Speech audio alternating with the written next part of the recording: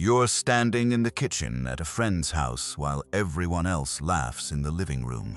Music is playing softly in the background.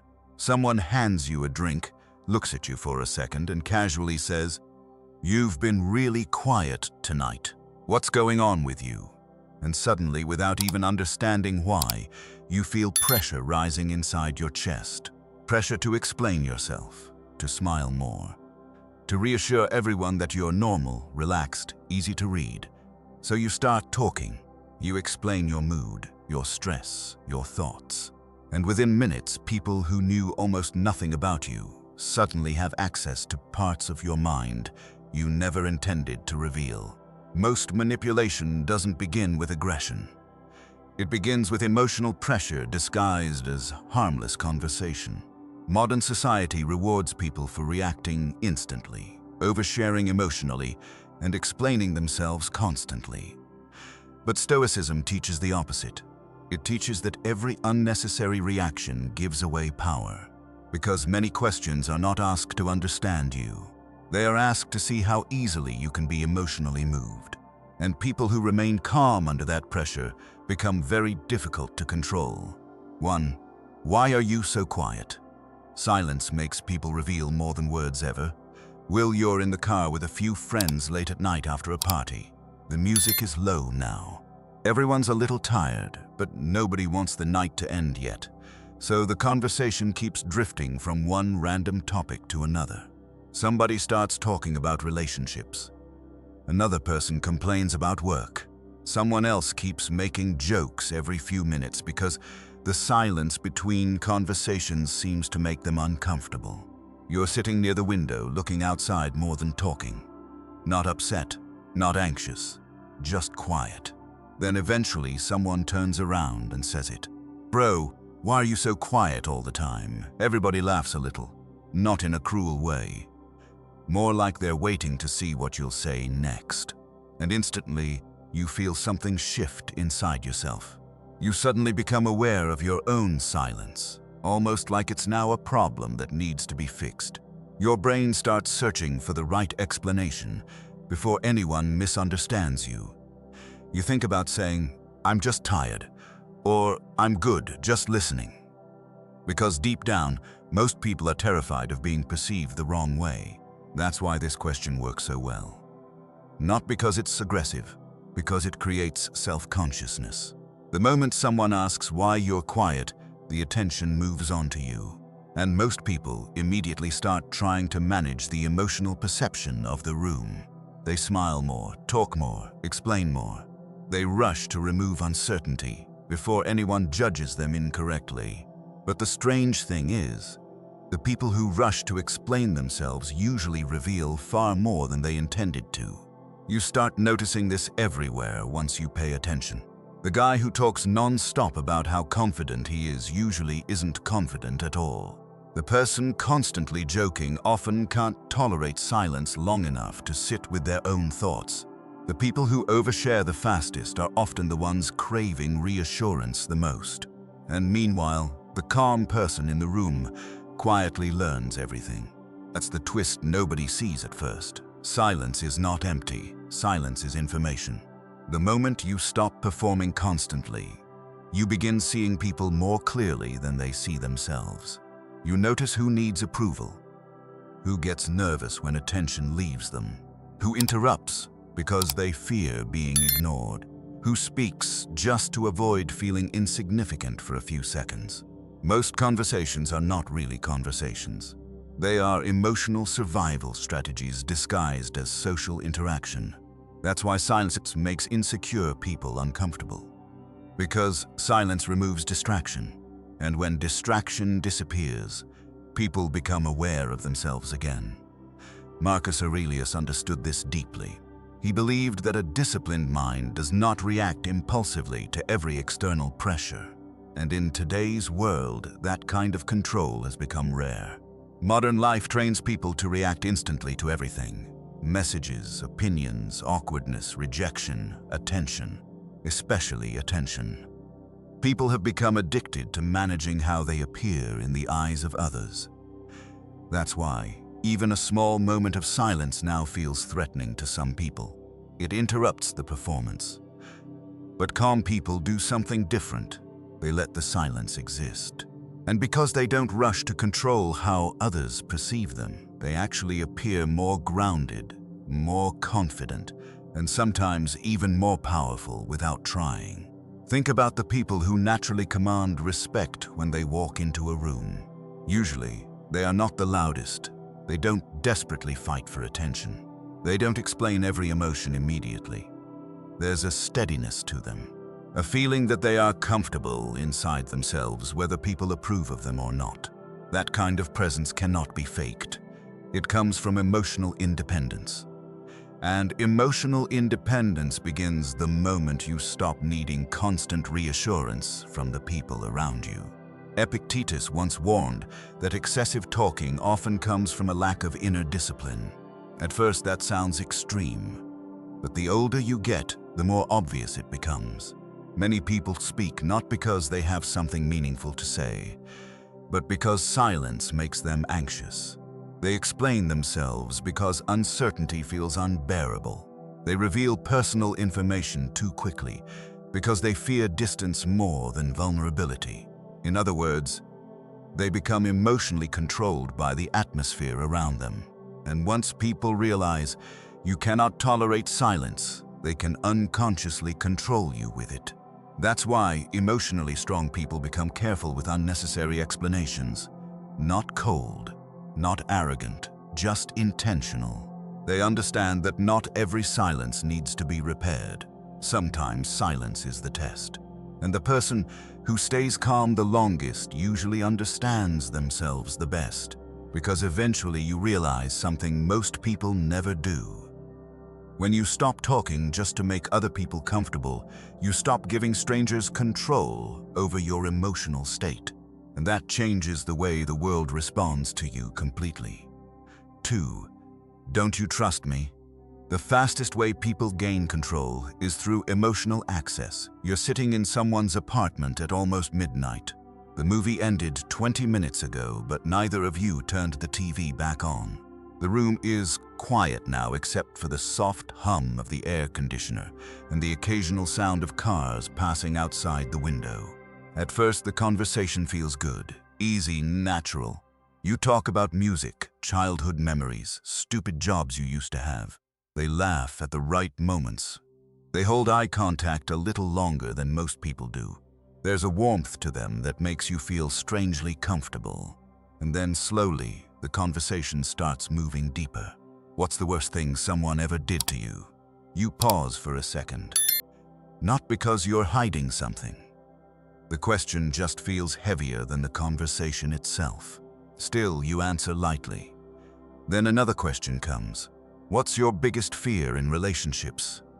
You laugh awkwardly and look away for a moment. Again, not because you are dishonest. Something inside you just isn't ready to open certain doors yet.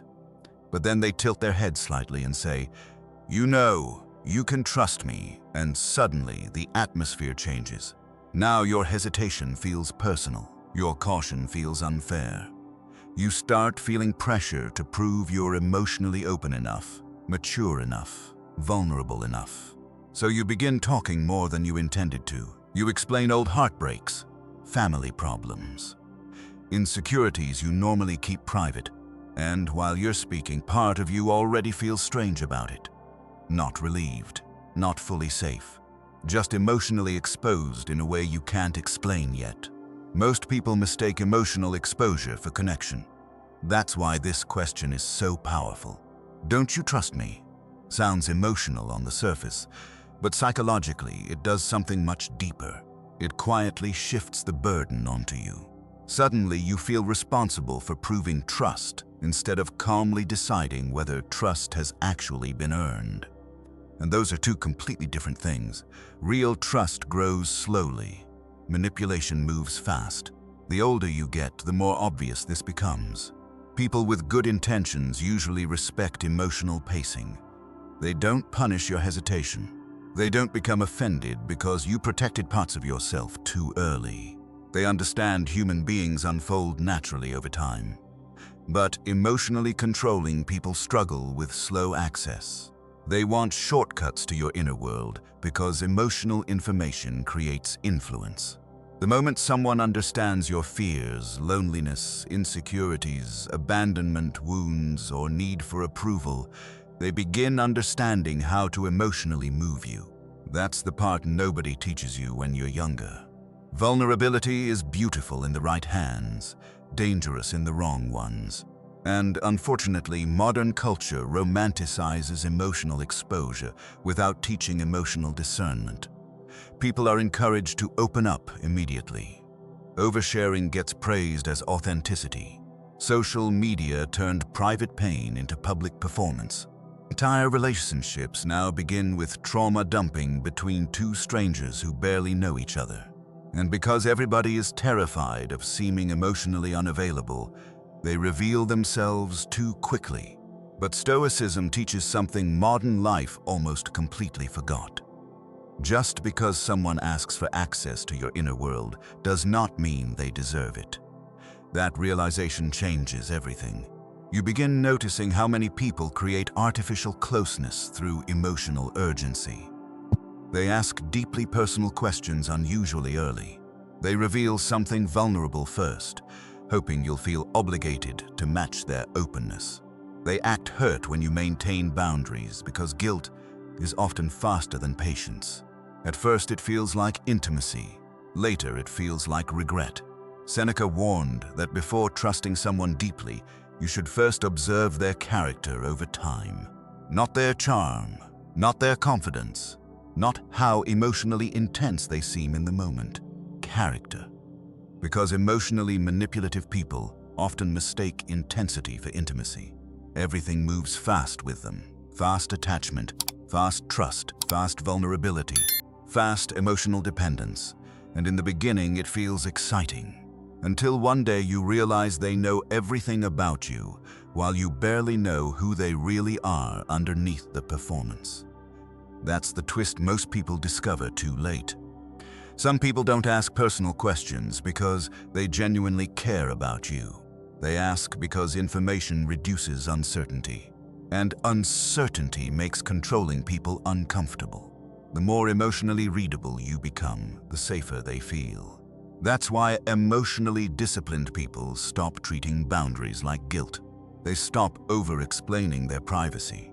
They stop revealing personal wounds simply because silence became awkward for a few seconds.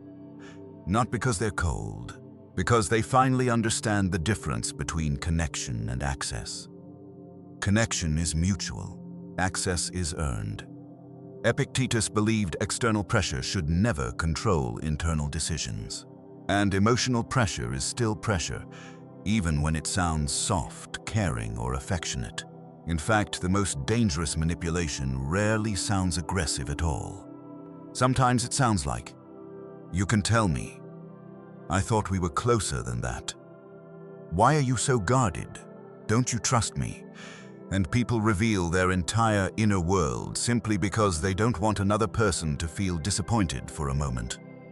But emotionally strong people learn how to sit calmly inside that tension without surrendering themselves to it. Because real trust does not demand immediate access. Real trust survives patience. And the moment you stop confusing emotional urgency with emotional safety, you start protecting your peace in a completely different way. 3. What's wrong with you? The moment you react emotionally. People learn how to control you. You're standing in line at a grocery store after a long day. Your phone keeps vibrating in your pocket. Work emails, missed calls. A message from someone you've been trying not to think about all week. You barely slept the night before. Your mind has been running non-stop for days, and honestly, you just want 10 quiet minutes without anybody needing something from you. The cashier asks how your day's going. You force a small smile. Good, but apparently not convincing enough. Because the friend standing beside you looks over and says, "You've been acting weird lately. What's wrong with you?" And immediately your chest tightens a little. Not because the question is cruel, because now you feel exposed. Suddenly your emotions are no longer private. The attention shifts toward you. You can almost feel your brain scrambling to decide how much to reveal without looking unstable, cold, dramatic, or distant. So most people do one of two things. They either unload everything at once, or they shut down completely. And strangely enough, both reactions usually come from the same place: emotional pressure. That's why this question is far more dangerous than people realize. Not because asking someone if they're okay is wrong. Sometimes people genuinely care. Sometimes concern is real. But many people are not asking to understand your emotions. They're asking to measure them, to see how reactive you are, how emotionally stable you are, how easily your internal state can be accessed from the outside. Because emotional reactions reveal information faster than words ever can. The moment someone provokes irritation, insecurity, defensiveness, guilt, or sadness inside you, your behavior changes. Your tone changes, your posture changes, your decisions change. And once people understand what emotionally moves you, they begin understanding what emotionally controls you. That's the twist most people miss. Your emotions are not the weakness. Your lack of awareness around them is. Marcus Aurelius wrote constantly about observing emotion before obeying it, not suppressing it, not pretending not to feel it, simply refusing to become owned by every emotional wave that passed through him. Modern culture teaches the exact opposite. Today, people are encouraged to react instantly to everything. Social media rewards outrage. Arguments become performances. Everybody is expected to share every feeling immediately, as if emotional impulse itself has become proof of honesty. But immediate emotional expression often creates permanent consequences. You see it everywhere. Someone sends an angry text they regret an hour later. Someone destroys a relationship during one emotional conversation. Someone reveals private pain to people who never deserved access to it. Someone loses control for 5 minutes and spends years repairing the damage. And most of the time it begins with a simple emotional trigger. What's wrong with you? Why are you acting like this? Why are you so emotional? Questions like these sound small, but psychologically, they place pressure on your emotional state. Suddenly, you feel responsible for explaining your feelings before you've even fully understood them yourself. That's dangerous, because emotionally reactive people become predictable very quickly. The person who always reacts with anger can be controlled through provocation. The person who reacts from guilt can be controlled through disappointment. The person desperate to avoid rejection can be controlled through withdrawal. Once someone discovers the emotional button, they no longer need force. They just need timing. And the uncomfortable truth is that many people spend their entire lives being emotionally steered without realizing it. Epictetus believed that freedom begins when external events stop controlling your internal state. That sounds simple until real life tests you. Someone disrespects you publicly. Someone ignores your message on purpose. Someone questions your value. Someone tries to embarrass you in front of other people. In those moments, most people lose themselves instantly. Not because they're weak, but because nobody taught them how to pause before reacting emotionally. That pause changes everything, because the pause is where awareness lives, and awareness interrupts manipulation. The calmest people are not calm because life is easier for them. They are calm because they learned not to hand every passing emotion control over their behavior. That's real power. Not domination, not aggression, not pretending not to care, self-control. You begin noticing this once you pay attention closely enough. The strongest person in the room is usually not the loudest one. It's often the person who can absorb emotional tension without immediately leaking it back into the environment. That kind of emotional discipline makes people difficult to provoke, difficult to pressure, and incredibly difficult to manipulate. Because emotionally grounded people force others to reveal themselves first. And ironically, the people constantly trying to read your emotions are often revealing their own emotional instability in the process. That's why Stoicism never teaches emotional numbness. It teaches emotional ownership. You stop asking, "How do I hide what I feel?" and start asking, "Why does this emotion control me so quickly?" That question changes your entire life. Because the moment you become aware of your emotional patterns, people lose the ability to unconsciously use those patterns against you. And suddenly, peace stops depending on what other people say, think, or do. It starts depending on whether you can remain centered while the world around you tries to pull a reaction out of you. 4. Why can't you just be like everyone else? The moment you stop seeking approval, people start feeling uncomfortable. You're at a weekend barbecue at a friend's house. Music is playing outside near the pool. People are drinking, laughing too loudly, talking about the same things they always talk about. Sports, dating drama, work complaints. Someone's already on their third beer explaining why they could have started a business if they really wanted to. A year ago, you probably would have blended into all of it without thinking. But lately, something about you has changed. You drink less now. You spend more time alone. You stopped chasing attention in conversations. You stopped texting people back instantly just to keep them interested. You've become more selective with your energy, your time, your habits. Not because you hate people. You're just tired of feeling emotionally scattered all the time. At some point during the night, someone notices. They look at you strangely and laugh. "Man, you've changed." Then another person joins in. "Seriously, what happened to you?" And finally, someone says the thing almost everybody hears eventually once they stop behaving like the group expects. "Why can't you just be like everyone else again?" Everybody laughs lightly after it, but underneath the joke you feel something real hidden there. Pressure. Not pressure to improve, pressure to return. That's the part most people never notice. The world celebrates self-improvement publicly, until your growth changes the emotional comfort of the people around you. At first, everybody supports discipline in theory, until your discipline exposes their lack of it. Everybody admires self-control, until your self-control makes their impulsiveness more visible.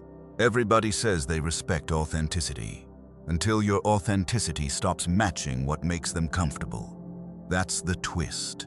Many people do not actually want you to become fully independent emotionally. They want you predictable enough to fit the version of you they already understand. Because predictable people are easier to manage socially.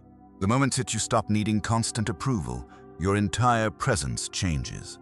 You become harder to guilt, harder to pressure, harder to emotionally steer through shame, validation, or group expectations. And strangely, that makes certain people uncomfortable. Marcus Aurelius wrote often about refusing to live according to the opinions of the crowd. Not because he hated people, but because crowds are emotionally unstable by nature. Groups constantly pressure individuals toward familiarity because familiarity creates psychological safety. That's why people react strangely when someone begins changing internally. You start waking up earlier, taking your goals seriously, spending less time gossiping, protecting your peace instead of chasing stimulation, saying no more often, speaking less, observing more, and suddenly people start acting like you betrayed them somehow, not openly, subtly. You used to be more fun. You think you're better than everyone now? You've become cold. You've changed. But here's the uncomfortable truth. You were always supposed to change. Growth requires separation from old emotional patterns. And sometimes the people around you benefited from the version of you that lacked boundaries, discipline, or self-respect. That's why self-improvement often feels lonely before it feels peaceful. Because the moment you stop emotionally participating in chaos, people who still depend on chaos begin noticing your absence immediately. You see this especially in social groups. The person trying to become calmer suddenly gets mocked for being boring. The person becoming disciplined gets pressured to relax. The person protecting their mental peace gets accused of acting different. But usually, what bothers people is not your change itself. It's what your change silently reflects back at them. Your discipline reminds them of their inconsistency. Your calmness reminds them how reactive they are. Your boundaries remind them how much access they expect from others without earning it. And most people would rather pull you back into familiarity than confront themselves honestly. Epictetus believed that if you want to improve yourself, you must become comfortable being misunderstood for a while. That lesson becomes painfully real in adulthood, because eventually you realize something strange. A lot of social bonding is built around shared weakness, shared complaining, shared distraction, shared avoidance, shared emotional habits nobody wants to outgrow first. So when one person begins changing internally, the emotional balance of the group changes too. And groups notice that immediately. That's why emotionally independent people stop explaining every personal change they make. They stop seeking permission for growth. They stop defending habits that bring them peace, not arrogantly, quietly.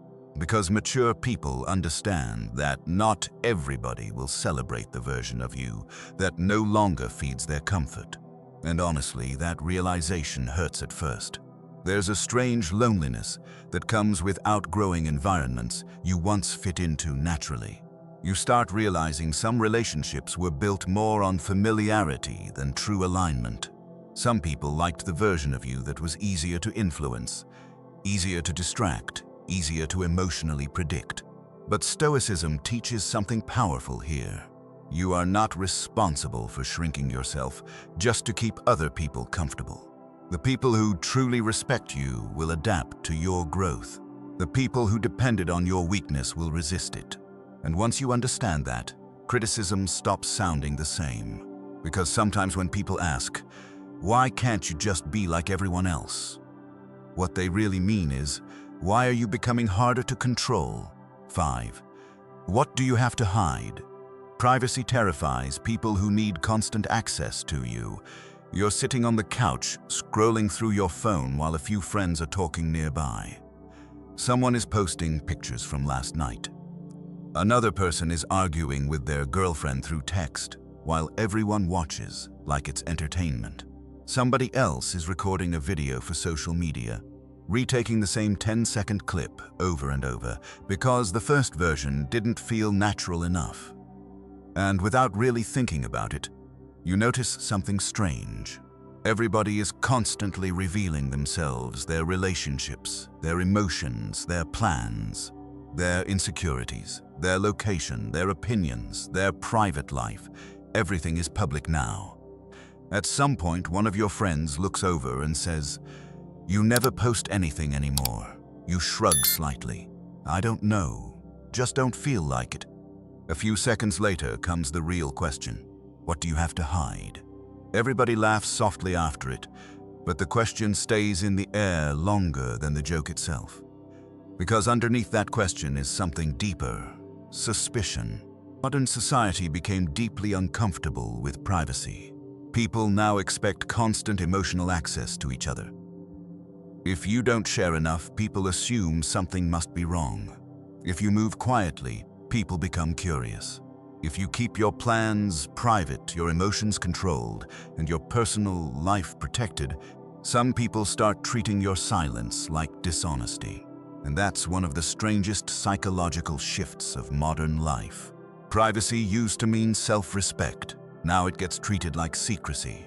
That's why this question is so manipulative. Not because asking it is automatically malicious, but because it pressures you to justify your boundaries. Suddenly, your privacy feels socially suspicious. You feel pushed to prove you're open, transparent, emotionally available enough. So, most people start revealing things they never actually wanted to share. Not because it helps them. Because silence makes other people uncomfortable. That's the twist.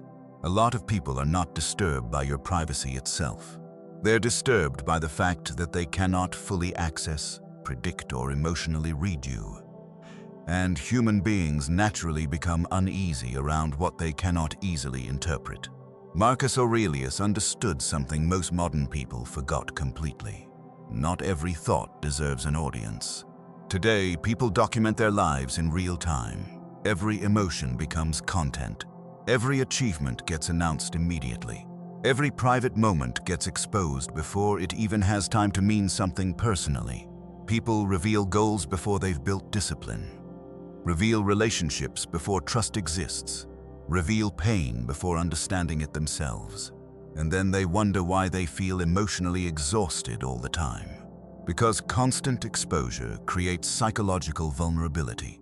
The more people know about your fears, your desires, your insecurities, your emotional patterns, the easier it becomes for others to influence you. Not always intentionally, sometimes unconsciously. But influence happens the moment people understand what emotionally moves you. That's why emotionally disciplined people become selective with what they reveal. Not fake, not secretive, selective. There's a difference. Weak people often reveal themselves impulsively because they confuse attention with connection. They think being fully exposed makes them authentic. But authenticity without boundaries eventually turns into emotional exhaustion. Stoicism teaches something far more difficult. You can be honest without being fully accessible. That idea feels almost rebellious today, because modern culture rewards oversharing. People are pressured to constantly explain themselves, constantly update others, constantly prove they're emotionally transparent. Silence now gets interpreted as distance. Privacy gets mistaken for arrogance. But emotionally grounded people eventually realize something powerful. The more private your inner world becomes, the more peaceful it becomes too. Because not everybody deserves access to your thoughts while they are still forming. Not everybody deserves front row seats to your struggles, your ambitions, your relationships, or your healing process. Some things grow stronger in silence. Epictetus believed external validation weakens the mind when it becomes addictive. And social media turned validation into a daily psychological dependency. People now feel anxious when their life is not being witnessed constantly. But calm people move differently. They stop announcing every goal, stop explaining every decision, stop defending every boundary, stop turning private emotions into public performances. And strangely, the less they reveal, the more grounded they become. Because when your identity stops depending on external attention, your emotions become harder to manipulate. That's why powerful people throughout history often protected their inner world carefully. They understood something most people learn too late. The more access people have to your inner life, the easier it becomes for them to emotionally affect your outer life. And once you understand that, you stop feeling guilty for privacy. You stop apologizing for silence. You stop explaining every absence. You stop feeling obligated to make yourself emotionally available to everyone around you. Not because you hate people, because peace requires boundaries. And honestly, one of the clearest signs of emotional maturity is learning that you do not owe constant access to anyone simply because they asked for it. Because sometimes when people ask, "What do you have to hide?" what they really mean is, "Why can't I fully access you anymore?" The truth is, most manipulation in life does not begin with force. It begins with subtle emotional pressure. A question that makes you explain yourself. A moment that makes you doubt your boundaries. A conversation that quietly pushes you to reveal more than you should. And over time, people who react emotionally to every question slowly lose control over their inner peace without even realizing it. That's why Stoicism teaches something deeper than silence or self-control. It teaches awareness. Awareness of who deserves access to your emotions, your thoughts, your energy, and your inner world. The moment you stop feeling obligated to explain yourself constantly, something changes inside you. You become calmer, more grounded, harder to manipulate, harder to emotionally control. So this week, pay attention to the moments when people pressure you to react, overshare, or seek approval. Notice how often silence itself makes others uncomfortable. And practice staying centered instead of rushing to manage everybody else's perception of you. Because real strength is not loud, it is calm, intentional, unshaken. If this video spoke to you, make sure to subscribe and share it with someone who needs to hear this right now. Thank you for spending this time with me, and I'll see you in the next video.